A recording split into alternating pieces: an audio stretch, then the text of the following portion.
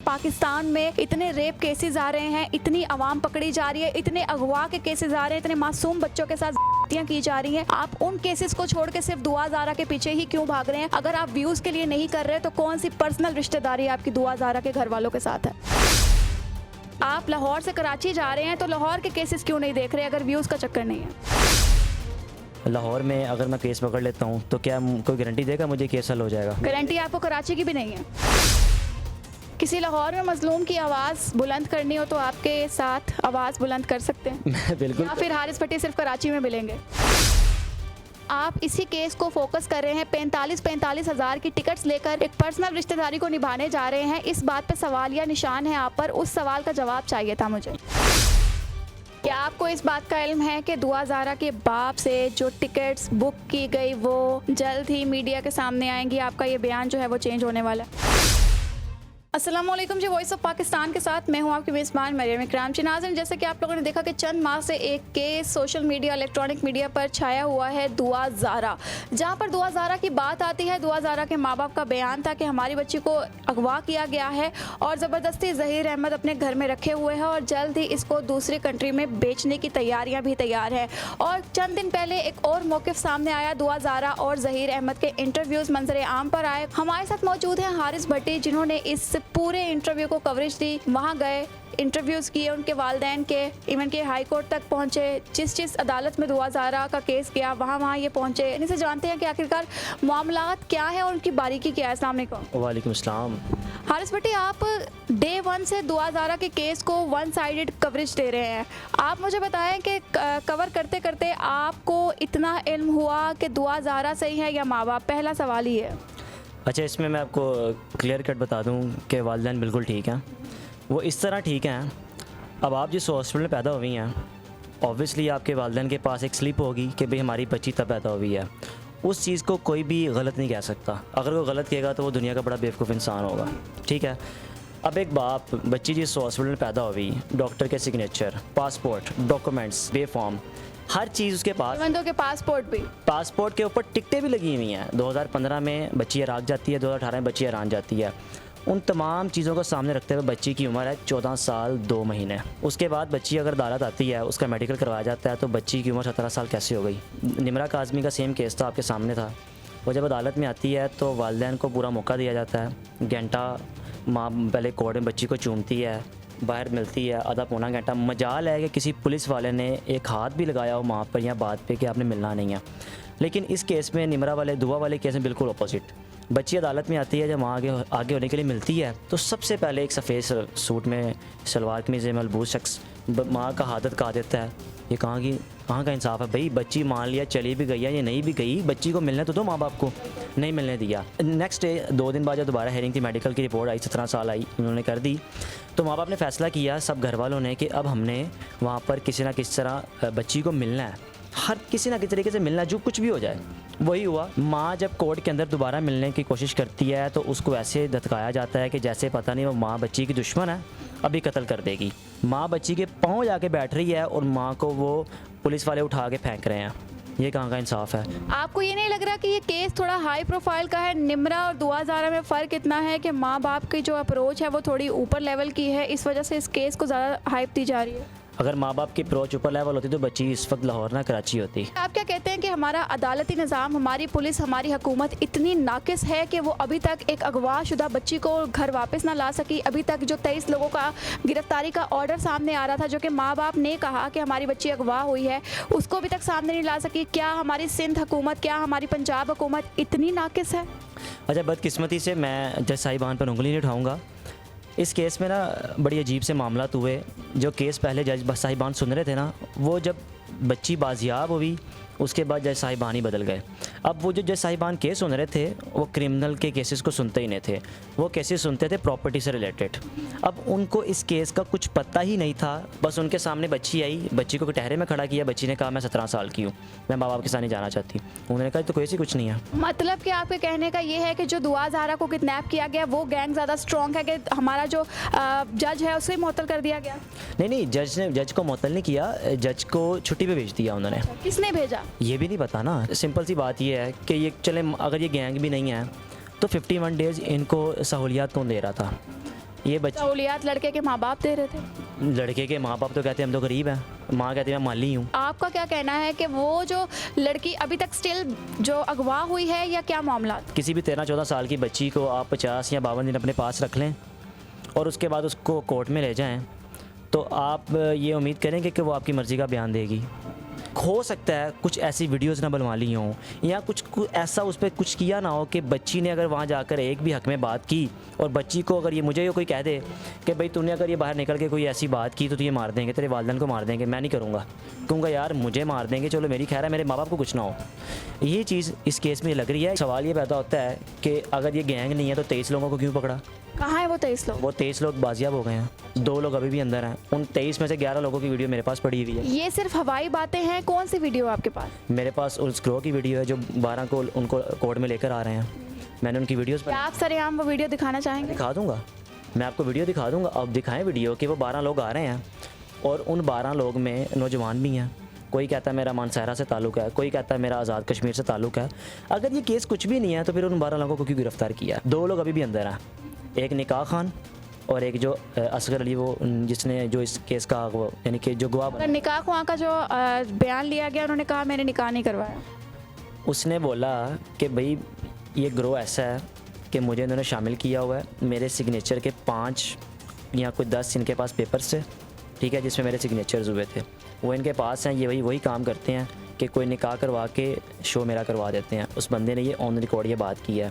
जब वो ये कह रहा है कि मैंने निकाह नहीं करवाया तो फिर क्यों कहा जा रहा है कि बच्ची का निकाह हो गया है? क्यों लोग एंकर्स उठ के उसको कह रहे हैं कि इसका शोर है, जब निकाह ही नहीं हुआ? जब निकाह खान कह रहा है मैंने निकाह नहीं करवाया तो फिर तो पीछे कुछ रह ही नहीं गया, फिर तो वो शोहर ही नहीं है उसका। केस के हकाइक अभी तक सामने नहीं आए। माँ बाप अपनी जगह सही हैं, दुआ ज़ारा अपनी जगह लगी हुई हैं कि मैं ज़हीर अहमद के साथ रहना चाहती हूँ, और अदालती और हमारी जो पुलिस है ये निज़ाम इतना डिसमिस हुआ हुआ है कि अभी तक इतने बड़े गैंग को पकड़ नहीं सके। ऐसा ही है मिस मरियम, आप एक चीज़ सोचें, आप पंजाब में रहती हैं, लाहौर में रहती हैं, मैं रहता हूँ, मेरे साथ कोई मामला होता है, मेरे घर वाले FIR कटवाते हैं लाहौर में, अब मेरा केस जाके सिंध में लग जाए, कोई चीज़ समझ में आती है? बच्ची अगवा हुई हैं, ट्रैप हुई हैं, गई सिंध से गई, FIR सिंध में दर्ज हुई, लाहौर में और कराची में। फिर क्या पड़ी हुई थी कि बच्ची को 5 तारीख को कराची लेके गए और कहा कि 10 तारीख को हमने लाहौर हाई कोर्ट पेश करना है। जब सारा केस ही वहाँ का, लाहौर आने का क्या तुक है? आप जा सकते हैं कराची से लाहौर अकेली? आप एक लड़की हैं, माशाल्लाह आपकी एज भी है, आपके मतलब कि समझ बूझ रखती हैं, आपको तजर्बा है इतने काम का, आप घर से निकल के टैक्सी करवा के 1250 किलोमीटर सफ़र तय कर सकती हैं। वो बच्ची ने कैसे कर लिया? एक बच्ची 1:30 बजे घर से निकलती है तो उसको 3 बजे वो लाहौर पहुंची होगी। यूनिवर्सिटी तो पंजाब यूनिवर्सिटी बंद होती है, 3 बजे कौन सी ऐसी हूर लड़की बैठी हुई थी जिसके पास वो गई कि मुझे नंबर देना, मैंने ज़हीर को कॉल करनी है? ये चीज़ें हैं कि अगर आप न्यूट्रल बन के इन चीज़ों को सोचें तो बच्ची ने जो इंटरव्यू दिया उस पर बड़े शक व शबहत हैं। दुआ के वालिद जा रहे हैं सुप्रीम कोर्ट, क्योंकि पाकिस्तान में हाई कोर्ट, ट्रायल कोर्ट, इन तमाम चीज़ों के बाद आ जाके आखिरी चीज़ बचती है सुप्रीम कोर्ट। अब वो वहाँ पे जा रहे हैं। अब अगर रही बात माँ की, अब बेचारी माँ 2 माह से तरले मिन्नतें डाल रही है, आखिरकार उसने आके जिस बात में ये बात कहनी थी ना कि तुम पाकिस्तान तो क्या अब मेरे दामाद बने हुए हो, तुम बाहर जाकर तो दिखाओ, वो जा ही नहीं सकते।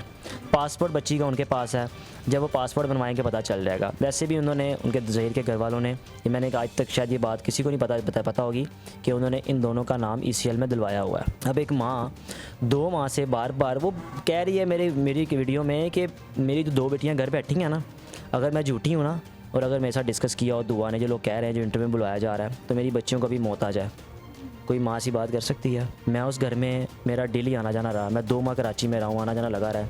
मैंने मोहल्लेदारों से बात की है, मोहल्लेदार कहते हैं कि मेहदी साहब को, जो उस दुआ के बाप हैं, उनकी मैंने कभी नज़र नहीं उठी देखी, वो बेचारा शरीफ सा आदमी है, आप उस पर इल्ज़ाम लगा रहे हैं कि वो बाप अपनी बच्चियों को मारता है। बच्ची के घर में तमाम चीज़ें देखी, बच्ची का मैंने इवन के टैब तक देखा जिसमें ये कहा गया कि बच्ची कॉल पे बात कर रही थी, उस टैब में तो सिम ही नहीं थी, वो तो टैब बगैर सिम के था, तो फिर कैसे रब्ता हो गया? क्योंकि बच्ची ने इंटरव्यू में बोला कि मैंने कॉल पर रब्ता किया इनसे पहले, ये तो वो। आगे के केस के क्या हकाइक देखते हैं कि हाई कोर्ट, सुप्रीम कोर्ट के बाहर जो दुआ के वालिदैन आ रहे हैं और वो इसी बात पर आए हुए हैं कि हमारी बच्ची अगवा हुई है। दूसरी साइड पे दुआ ज़ारा के जो बयान आ रहे हैं कि मैं ज़हीर अहमद के साथ रहना चाहती हूँ, किस साइड से नरमी बरतनी चाहिए?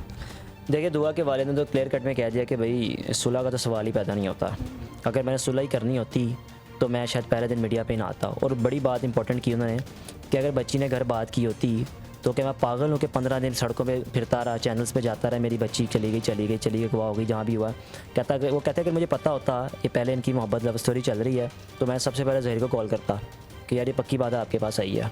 उसने कहा मुझे कुछ पता ही नहीं था, तो मैं पागल हूँ मीडिया पे आकर लोग अक्सर कह रहे हैं कि बाप को अगर इतनी इज्जत प्यारी है तो ये अवेला कर रहा है। तो भाई उसकी बेटी है, उसने पैदा किया है, अगर वो दूसरे बाप की तरह बैठ जाए ना, कोई गरीब आदमी होता वो कहीं भी वो तो चुप करके बैठ जाता। वो रिच फैमिली, उनकी 80% फैमिली अमेरिका यूरोप में बैठी हुई है, उनको पैसा है उनके पास, वो केस लड़ रहे हैं, अब वो सुप्रीम कोर्ट जा रहे हैं। जिब्रान नासिर उन्होंने वकील किया हुआ जो पाकिस्तान का एक बड़ा नामवर वकील है, और उसने कहा है कि मैं आपको 15 से 20 दिन या मैक्सिमम महीने में बच्ची ला कर दिखाऊंगा। दूसरी बात ये आई कि हारिस भट्टी आप कराची बार बार जा रहे थे, इवन के प्लेन की जो आपने राइड ली वो भी गए आप पे भी इल्ज़ामात लगाए गए कि वन साइडेड आप केस को देख रहे हैं। माँ बाप ने आपको स्पॉन्सर किया है कि आप कराची आएँ, रिहाइश उनकी तरफ से, खाना उनकी तरफ से, टिकट उनकी तरफ से जो कि एयर टिकट थी, तो सब कुछ आपको फैसिलिटेट कर रहे हैं सिर्फ इसलिए कि हमें आप मीडिया पर लेकर आएँ और लोगों को दिखाएं कि हम मजलूम हैं। क्या ये हक़ाइक़ है? देखिए सबसे पहली चीज़ ये है कि जब भी किसी को पैसा मिलता है ना वो अपना लाइफस्टाइल बेहतर करता है, तो मेरा तो लाइफस्टाइल वही है। अगर मुझे कम्युनिटी ने सपोर्ट किया होता, मुझे कोई लाखों रुपए दिए होते, मुझे एक शख्स की कॉल आती है, मैं नाम नहीं लूँगा उनका, बड़े करीबी भी हैं और मेरा उनसे बड़ा ताल्लुक़ ऐसा है कि 1.5 साल मैं वहाँ पे रहा भी हूँ। मुझे कॉल आई कि यार हारिस हमें इस तरह फ़लाँ जगह से कॉल आई है कि ये बंदा आपका था और इसको ना कितना पैसा मिला है। मैंने कहा सर मुझे अगर पैसा मिला होता तो सबसे पहले अपनी गाड़ी चेंज करता या मैं कहीं घर लेता। मैं कहा मुझे कुछ नहीं मिला होगा। और रही बात प्लेन की टिकट्स की, और दो चीज़ें मैं कहूँगा, प्लेन की टिकट्स और अखराजात, और दूसरी बात ये है कि व्यूज़ की। पहली चीज़ ये है कि अगर मुझे प्लेन की टिकट्स मिली होती हैं तो मैं बड़ा इजीली होता है यार, मेरे तो खर्चे ही कुछ नहीं हो रहे। मैंने आपको क्या आपको इस बात का इल्म है कि दुआ ज़ारा के बाप से जो टिकट्स बुक की गई वो जल्द ही मीडिया के सामने आएंगी? आपका ये बयान जो है वो चेंज होने वाला है। अगर कोई सामने ले आए तो खुदा की कसम मैं इस केस पे माफ़ी मांग लूँगा कि यार इसमें केस पे मैं झूठा था, मैंने वन साइडेड किया। कोई चीज़ें सामने ले आए, टिकट सामने ले आए, और जो मैसेजेस होंगे वो सामने ले आए, और मुझे ये भी चीज़ सामने ले आए कि जिस होटल में रुका हूँ उस होटल का रेंट उसके बाप ने दिया। मैं चीज़ें सामने ला सकता हूँ कि जिस होटल में मैं रुका हूँ उसका एक दिन का 5,000 मैं रेंट देता रहा हूँ। मैंने ट्रैवलिंग खुद की है, मैंने 45,000 की रिटर्न टिकट ली है। अगर कोई ये कहे कि मुझे व्यूज़ आए हैं तो भाई इतने व्यूज़ नहीं है जितने मेरे पैसे लग गए हैं। मेरे 8-10 दिन के अंदर मेरे को 1 सवा लाख रुपये लगा है, ये मैं हल्फन कह रहा हूँ, और इस चीज़ का अगवा फरहान भाई भी हैं। अगर कोई ये कहे ना कि व्यूज़ के लिए कर रहा है, वन साइडेड कर रहा है, तो मैं पागल हूँ कि मैं व्यूज़ के चक्करों में अपने पैसे खर्च कर ही जा रहा हूँ। नहीं, आप व्यूज़ के चक्करों में नहीं कर रहे, एक यूट्यूबर हैं, तो फिर कौन सी पर्सनल रिश्तेदारी है आपकी दुआ के माँ बाप से जिसकी वजह से आप लगे हुए हैं? दुनिया में, मुल्क में, पाकिस्तान में इतने रेप केसेस आ रहे हैं, इतनी आवाम पकड़ी जा रही है, इतने अगवा के केसेस आ रहे हैं, इतने मासूम बच्चों के साथ की जा रही हैं। आप उन केसेस को छोड़ के सिर्फ दुआ ज़ारा के पीछे ही क्यों भाग रहे हैं? अगर आप व्यूज़ के लिए नहीं कर रहे तो कौन सी पर्सनल रिश्तेदारी आपकी दुआ ज़ारा के घर वालों के साथ है? अच्छा, इतनी मेरी क्रेडिबिलिटी है नहीं कि मैं किसी केस को पकड़ूंगा और वो केस हल हो जाएगा। इतनी मेरी केस आप लाहौर से कराची जा रहे हैं तो लाहौर के केसेस क्यों नहीं देख रहे अगर व्यूज़ का चक्कर नहीं है? देखिए मेरी बात सुने, लाहौर में अगर मैं केस पकड़ लेता हूँ तो क्या कोई गारंटी देगा मुझे केस हल हो जाएगा? गारंटी आपको कराची की भी नहीं है। मैं आपको ऑन द रिकॉर्ड कर रहा हूँ, बच्ची वापस आएगी। अच्छा, मतलब आप केस को इसलिए हैंडल कर रहे हैं कि आपकी कवरेज से बच्ची वापस आएगी? मेरी कवरेज से भी आएगी, सबकी दुआओं से भी आएगी, और अगर ये मैं ना कर रहा होता या मैं नेशनल पॉइंट ना कर रहा होता तो मैं आपको दावे से कह रहा हूँ कि इतनी केस हाई क्रिएट ना करता। सही, तो मतलब आपके कवरेज करने का लाहौर से कराची का सफ़र सिर्फ इस वजह से हो रहा है कि आपको उनके माँ बाप से हमदर्दी है कि मासूम बच्ची अगवा हुई? मैं ये कह सकता हूँ कि मुझे उनके माँ बाप से हमदर्दी है, और अल्लाह ना करे कि मैं भी इस चीज़ का जवाब दूंगा। जब मैं एक जगह बैठ गया हूँ, मुझे पता चल गया सारे मामलात का, मैंने डॉक्यूमेंट्स देख लिए, मैंने हर चीज़ देख ली है, उसके बाद भी अगर मैं पीछे हट जाऊँगा ना तो मैं अपने साथ नाइंसाफ़ी करूँगा, उनके साथ भी नाइंसाफ़ी करूँगा। जब मुझे हक़ाइक़ का पता भी है, मुझे जो हक़ाइक़ पता मैं बता रहा हूँ, मुझे किस चीज़ का खौफ है, मुझे जो मर्ज़ी कहता रहे, और मुझे मतलब कि पता नहीं कॉल जिस तरह भी आई, मुझे कहा गया कि भाई हम जब बस क्या मैं कहूँ, कॉल ऐसी थी किसी एजेंसी की तरफ से थी कि भाई इसको ऐसे पैसे हुए हैं, ट्रांसफ़र हुए हैं। मैंने कहा सर उनको बोलें कि माशाल्लाह आपके बड़े हाथ हैं हर जगह पे, आपके पास CDRs भी होती हैं, मेरा फ़ोन रख लें, मुझे ऐसी कॉल सिखा दें, मेरा व्हाट्सएप वगैरह सब कुछ चेक करवा लें। मुझे 1 रुपया भी अगर ट्रांसफ़र हुआ है ना तो मैं अपने ऑन द रिकॉर्ड अपने चैनल पे माफ़ी मांगूंगा कि मैं झूठा था। किसी लाहौर में मजलूम की आवाज़ बुलंद करनी हो तो आपके साथ आवाज़ बुलंद कर सकते हैं? मैं बिल्कुल, या फिर हारिस भट्टी सिर्फ कराची में मिलेंगे? नहीं, मैं लाहौरी हूँ, लाहौरी में मिलूँगा, क्यों नहीं, मैं बिल्कुल मिलूँगा। और नहीं, एक सेकंड, मैं आपकी बात टोक रहा हूँ। मुझे काम करते हुए ना यूट्यूब पे इस चैनल पे 2 साल हो गए हैं। अब 2 मैंने इस केस पे लगाए हैं, तो अगर आप मेरी पिछले 1 साल और 10 महीने की मेहनत को अगर लोग मेरी रायगा कर देंगे ना, ये जाती है। नहीं, लाहौर से कराची तक का सफ़र को हम कह रहे थे, अदरवाइज़ लाहौर की बात करें, आप इसी केस को फोकस कर रहे हैं। 45 हज़ार की टिकट्स लेकर एक पर्सनल रिश्तेदारी को निभाने जा रहे हैं। इस बात पे सवालिया निशान है आप पर। उस सवाल का जवाब चाहिए था मुझे। ये फिर मेरी अना का मसला आ गया हुआ है कि लोग मुझ पर इल्ज़ाम लगा रहे हैं। मैंने कहा फिर मैं एंड तक जाऊँगा। ये फिर आप मेरी अना का मसला समझ लें, या मेरी ज़िद्द है कि इतने मुझे आए ना, चाहे मेरे ज़्यादा लग जाएँ। ये मेरी अना का मसला, और मैं एंड तक करता रहूँगा जब तक बच्ची घर नहीं आएगी। जी नाज़रीन, हमारे साथ मौजूद थे मेरा पाकिस्तान से हारिस भट्टी, जो इस केस को बारीकी से देख रहे हैं और लोगों ने अप्रिशिएट भी किया और तनकीद का निशाना भी बनाया कि ये वन साइडेड केस को देख रहे हैं और सिर्फ बाप माँ के हक़ में बात कर रहे हैं। इवन के कुछ दिन पहले इनके फेसबुक के ऊपर बाप के हक़ में एक पोस्ट भी लगाई गई, बल्कि काफ़ी पोस्टें लगाई गई और कुछ यूट्यूबर्स का आपस में तनाज़ा भी हुआ इसी मामलात पे कि वन साइडेड केस को क्यों देखा जा रहा है। मगर उनका एक अना का मसला है, उनके मामलात इस तरह के हैं कि वो इस केस को देख रहे हैं, बारीकी से देख रहे हैं। जाहिर सी बात है कि लाहौर से कराची कोई और एंकर नहीं गया, वाहिद हारिस भट्टी हैं जो इस केस को देख रहे हैं और इन्होंने ये सफ़र तय किया। सफ़र तय करने के बाद जब पर्सनली उनसे मिले, उनके माँ बाप से दुआ ज़ारा के, तो शायद कुछ ऐसे हक़ाइक़ सामने आए जिसकी वजह से ये इमोशनली अटैच्ड हैं इस केस के साथ, जिस वजह से ये इस केस को देख रहे हैं। आप लोग भी अपनी कीमती राय से आगाह कीजिएगा कमेंट सेक्शन के अंदर। अभी तक के लिए मुझे दीजिए इजाज़त। देखते रहें वॉइस ऑफ पाकिस्तान। अल्लाह हाफ़िज़।